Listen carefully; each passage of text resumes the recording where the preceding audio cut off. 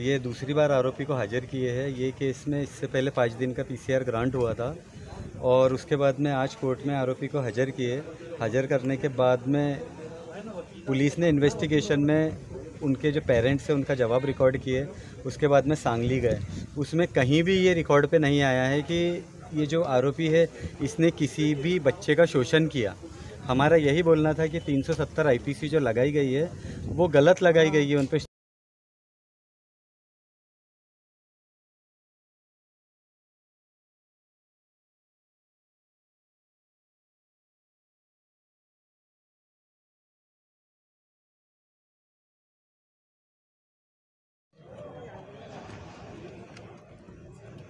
Sir काय सांगाल या ठिकाणी आज जो काही न्यायालयामध्ये आपण मौलवींच्या वतीने बाजू मांडलेली आहे, नक्की आपण कोणते मुद्दे मांडले आणि आज न्यायालयाने त्यावरती काय निकाल दिलेला आहे? ये केस में इससे पहले ये दूसरी बार आरोपी को हाजिर किए हैं। ये केस में इससे पहले 5 दिन का पीसीआर ग्रांट हुआ था और उसके बाद में आज कोर्ट में आरोपी को हाजिर किए। हाजिर करने के बाद में पुलिस ने इन्वेस्टिगेशन में उनके जो पेरेंट्स हैं उनका जवाब रिकॉर्ड किए। उसके बाद में सांगली गए। उसमें कहीं भी ये रिकॉर्ड पे नहीं आया है कि ये जो आरोपी है इसने किसी भी बच्चे का शोषण किया। हमारा यही बोलना था कि 370 आईपीसी जो लगाई गई है वो गलत लगाई गई है। उन पर शोषण बच्चों का या कोई सेक्सुअल हरेसमेंट बच्चों को कहीं भी नहीं है। बच्चों ने भी जो 29 जो बच्चे पकड़े गए थे उन्होंने भी कहीं पे भी ये आरोपी के खिलाफ़ कोई तकरार नहीं किए। बच्चे अपनी मर्ज़ी से आए थे। उनको भेजने वाले उनके पेरेंट्स थे, उनके माँ बाप थे, जिनके डॉक्यूमेंट्स इनकम्प्लीट थे उनके कायदेशीर डॉक्यूमेंट्स बनाए गए और उसके बाद में वो ट्रैवल कर रहे थे। लेकिन सिर्फ एक जो गलत व्हाट्सएप पे मैसेज भेजा गया और उस पर जो फिरियाद मिली, तो जो मीना साहब द्वारा जो फिरियादी है उनके द्वारा फिरियादी इसमें गलत दी गई है, जिस पे ये कार्रवाई हुई है। अभी जो आरोपी पे जो 370 के हिसाब से देखा जाए कहीं भी केस मेड आउट नहीं होता है। हमने ये आर्ग्यूमेंट कोर्ट के सामने रखे, कोर्ट ने इसको कंसीडर किया और उनका पीसी जो 7 दिन का डिमांड किया गया था आरपीएफ के ये जीआरपी के द्वारा, वो 7 दिन का पीसी कैंसिल करके आरोपी को मजिस्ट्रेट कस्टडी में लिया। आगे के हमारा ये है कि हम बेल के लिए होपफुल है कि बेल हमारी मंजूर होना चाहिए, क्योंकि ये जो एक्यूज़ड है जिसको पकड़ा गया है और जिसको सिर्फ जो मदर से जो केस डाली गई है वो झूठी केस दिखती है। एफआईआर ही मेड आउट नहीं होता है। ना माँ बाप के द्वारा कोई कंप्लेंट की गई, ना विक्टिम के द्वारा कोई कंप्लेंट की गई। एक आरपीएफ थाने में बैठा हुआ था, उसने किस वजह से कंप्लेंट दिया था, मेरे ख्याल से इसकी भी इंक्वायरी होना चाहिए। सर, ये जिस तरह बच्चे अगर इसमें निर्दोष पाए जाते हैं, हाँ। तो क्या पीआई मीना पर भी कुछ कार्रवाई होंगी? देखिए, बच्चे तो निर्दोषी है, बच्चों को सिर्फ कस्टडी में रखा गया है। केस जो बना है वो सिर्फ जो एक्यूज़ड है उस पर केस बना है और अभी तक जो इन्वेस्टिगेशन हुई है उससे देख के लगता है कि 370 में वो आरोपी पे कहीं से भी केस नहीं बनता है। सर क्या ऐसा ये लगता सर मैं डिस्टर्ब कर रहा हाँ हूं? सर, बोलिए। क्या इस मामले में ऐसा लगता है कि पुलिस ने जल्दबाजी कर दिया ये 370 लगाने में? सर, न पुलिस ने जल्दबाजी भी किया है और ऐसा लगता है इन्वेस्टिगेशन कहीं भी नहीं किया है।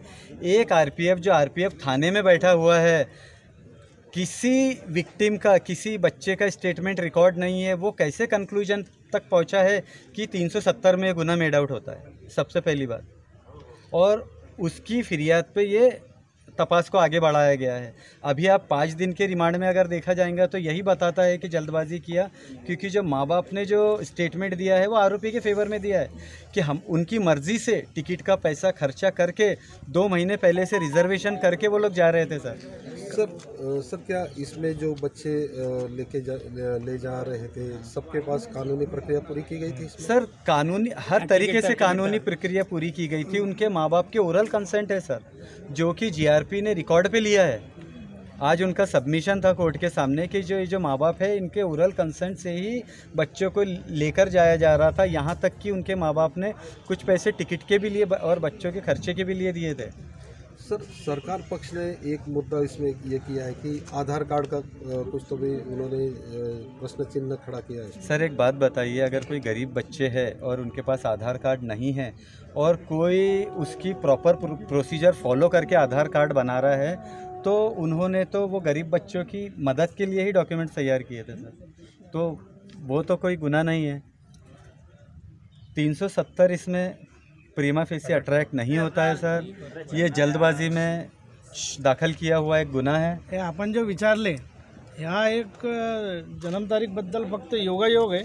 जसं काही लोकांच्या 1/6चा जन्म दाखला असतो, तसंही फक्त पोलिसांचा संशय आहे की त्यांच्या डेट ऑफ बर्थ जो आहे हे सारखी दिसतं आहे, पण आजपर्यंत असा पुरावा नाही आहे की आधार कार्ड जे आम्ही बनावटी तयार केलेल्या आरोपीने किंवा ते फॅब्रिकेट डॉक्युमेंट, फक्त पूर्ण केस जो आहे संशयावर चाललेला आहे आणि संशयाला जो आहे कायद्यामध्ये कुठेही ठिकाण नाही आहे। Sole basis of 370 IPC exploitation आहे। या केसमध्ये एक्सप्लोटेशनबद्दल पुरावा कुठेही नाही आहे आणि पीडित जो आहे ते बेस्ट एव्हिडन्स आहे प्रॉसिक्युशनचे। आजपर्यंत त्यांचे पेरेंट जे गार्जियन आहे किंवा पीडित त्यांनी आजपर्यंत जो आहे आरोपी विरुद्ध काही सांगितलेलं नाही आहे, म्हणून केस बसत नाही आहे। हा जो है इलीगल डिटेंशन सफ़र करता है, फक्त फिर्यादी ने खोटी फिर्याद दाखल केली। यहाँ पर पुलिस ने आज तक जो पीसी मिला था, ये पीसी में पुलिस ने आज पुलिस कस्टडी बढ़ाने के लिए एक मुद्दा बड़े ज़ोर से पेश किया। वो सबसे पहला जो मुद्दा था वो ये था कि जो बच्चे पीड़ित बच्चे हैं वो बच्चे अलग कोच में बैठे हैं और मौलाना जो है जो टीचर है वो दूसरे कोच में बैठे हैं। तो इसका सबसे पहला कोर्ट के सामने ये बात आई कि रेलवे की जो प्रोसीजर चलती है रिजर्वेशन देने की, तो उसके अंदर बच्चों के नंबर जो लगे हैं वो एक अलग कोच में लगे हैं और मौलाना का जो नंबर लगा है अलग कोच में लगा है। इस चीज़ को इन बच्चों के साथ में कौन है और ये अलग बोगी में क्यों बैठा, इस चीज़ को आधार बनाकर ये खोटी केस दर्ज की गई है। और कोर्ट के सामने ये साफ तौर से आज आ चुका है। सारे आधार कार्ड प्योर मशीनरी से चेक किए गए, वो सब अपडेट है। पेरेंट्स ने जो है टीचर के फेवर में जवाब दिया है। बच्चों के साथ में ऐसी कोई ज़्यादती नहीं हुई। बच्चों को 370 की जो कलम है उसमें बच्चों के साथ में ज़्यादती होती है, उन्हें कोण के रखा जाता है, उनको कोई भूखा रखा जाता है तो अपराध होता है। ये सिर्फ कानूनी तौर पे कानून की रस्सी को हाथ में लेकर बच्चों का और उस शिक्षक का जो है शोषण किया गया है। इसका हम सब जो है निषेध करते हैं और इसका हमको न्यायालय पे पूरा भरोसा है। हमको आज भी इंसाफ मिला है। इन्होंने पीसी मांगा था, लेकिन आज 5 दिन के तपास में साफ सारी बातें पेरेंट्स ने भी डॉक्यूमेंट्स ने भी हमको सपोर्ट किया है। इसके अंदर हमको यश मिलेगा और यहाँ पर हम तमाम वकीलों को जो है मुस्लिम मंच ने हमको अपॉइंट किया है और ये मुस्लिम मंच ने जो है हम वकीलों को यहाँ पर इनके मौलाना की तरफ से वकालत करने की इजाज़त दी। मौलाना ने हमें मुस्लिम मंच के थ्रू हमको वकील बोल के यहाँ पर वकालत करने की परमिशन दी। इसलिए आज हमने जो है मौलाना को MCR में आज कोर्ट ने हमको कोर्ट पे पूरा भरोसा था और कोर्ट ने जो है इनके तमाम जो मुद्दे हैं पीसी मांगने के वो कोर्ट ने जो फेटाड़ा है और आज उन्हें MCR में लिया है। अब हम लोग जो है अब बेल एप्लीकेशन के लिए 370 की जो कलम लगाई है ये ट्राइबल बाय सेशन कोर्ट है। इसके लिए इसका एप्लीकेशन जो है हमको 370 में सेशन कोर्ट में डालना है और इसके बाद में जो है हम हाई कोर्ट रिट पिटिशन दाखिल करने वाले हैं इसके लिए क्वेश्चन के लिए। और जिन लोगों ने बगैर इन्वेस्टिगेशन करेंगे ये ऐसा अपराध बिन सबूत वाला जो अपराध दाखिल किया है इसके खिलाफ हम लोग जो है आवाज़ उठाएंगे और इसको हमने रीट पिटिशन में हाई कोर्ट के अंदर हम पिटिशन दाखिल करने वाले हैं। नाम बोलो मिर्जा साहब। एहतेशाम मलिक, सर नाम बताइए। एहतेशाम मलिक, इस्माइल शेख वकील, वसीम खान वकील, मिर्ज़ा परवेज़ अहमद, फिरोज शेख वकील, जावेद शेख, रंगरेज वकील। 3 बाइट लिए 3 लगे करके पैसेंजर उसी ट्रेन में जा रहे थे। कौन सी ट्रेन थी? दानापुर पुणे एक्सप्रेस में। और उन्होंने एक NGO जो है उसको व्हाट्सएप पे मैसेज किया और NGO को जब व्हाट्सएप पे मैसेज किया तो NGO ने इधर उसको रेफ़र किया है भुसावल RPF को। भुसावल RPF ने बगैर सोचे समझे, बगैर उसकी पड़ताल नहीं किए, जो RPF इंस्पेक्टर मीना साहब है उन्होंने इसमें फिरियाद दाखिल की है। मेरा बोलना है कि मीना साहब पुलिस स्टेशन में बैठे थे। अगर आपको फिरियाद दाखिल करना था तो उसके पहले एक्सप्लॉयटेशन के लिए आपने विक्टिम्स को या उनके पेरेंट्स के जवाब नोंद करना ज़रूरी था, या उनके जवाब के बेस पे ही आप पता कर सकते थे कि 370 बच्चों के साथ में कोई शोषण हुआ है क्या। मगर बगैर उसकी जांच पड़ताल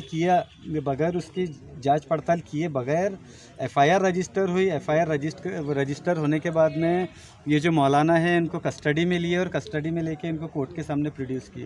प्रोड्यूस करने के बीच में जो 5 दिन की जो इन्वेस्टिगेशन पुलिस ने ग्रांट की और उससे पहले 1 दिन से वो कस्टडी में थे सर, ऐसे 6 दिन की इन्वेस्टिगेशन में कहीं भी प्रीमा फेसी ये नहीं आता है कि कहीं भी 370 का ये मैटर मेड आउट होता है। हम बेल के लिए जाने वाले हैं और बेल के भी लिए हमारा ये है कि हमारा ब्राइट ये है कि बेल मंजूर होना चाहिए इसमें, क्योंकि केस मेड आउट कहीं से भी नहीं दिखता है सर होते हुए। सर आज एमसीआर दिया है ना, कितने दिन का ये? सर एमसीआर जो है वो 14 डेज़ के लिए दिया गया है सर, 14 डेज़ के ही लिए एमसीआर दिया जाता है नॉर्मली। अब ये बीच में हमको राइट है कि हम अपनी bail application as early as possible हम बेल एप्लीकेशन फ़ाइल करें, और हम एज़ अर्ली एज़ पॉसिबल हमारी बेल एप्लीकेशन फ़ाइल करेंगे। कब तक बेल एप्लीकेशन? सर जैसे ही हम यहाँ से हमको कॉपी मिल जाएगी वैसे ही हम 1-2 दिन में कोशिश करेंगे कि हमारी bail application honourable session court के सामने फ़ाइल हो जाए।